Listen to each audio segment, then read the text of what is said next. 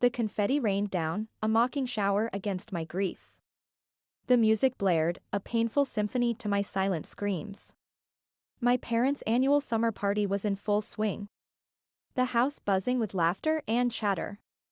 Just weeks ago, the joyous occasion would have included the announcement of my pregnancy.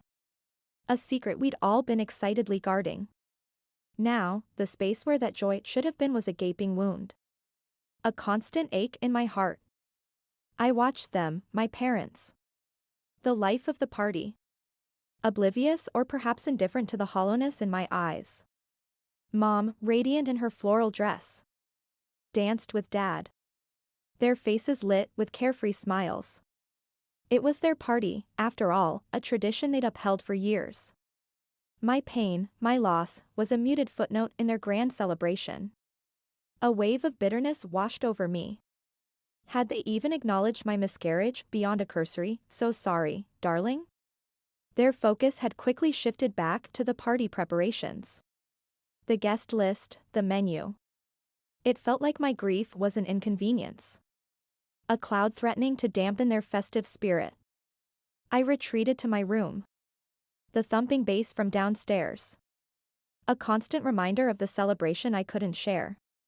Tears streamed down my face, not just for the baby I'd lost, but for the lack of empathy from the people who were supposed to love me unconditionally. The party raged on downstairs. The sounds of merriment filtering through my closed door.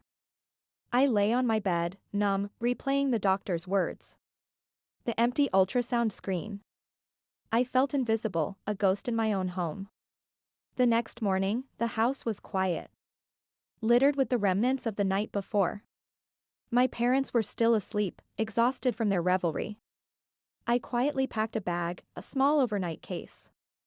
I wouldn't leave a note this time. Instead, I placed a small, neatly wrapped box on the kitchen counter. Right next to the stack of thank you notes they planned to send. Inside, nestled in tissue paper, was a single, wilted white rose. A symbol of innocence, of new life, now lost. The silence surrounding the gift would be deafening, forcing them to confront their insensitivity without a direct confrontation. As I walked out the door, I could almost hear their voices. Their concerned inquiries. But this time, their concern wouldn't be for me. It would be for themselves, for the disruption I'd caused. Let them decipher the meaning of the wilted rose. Let it prick their consciences more sharply than any words could. I booked a flight to a quiet coastal town. A place where I could breathe, grieve, and heal without the noise of forced celebration.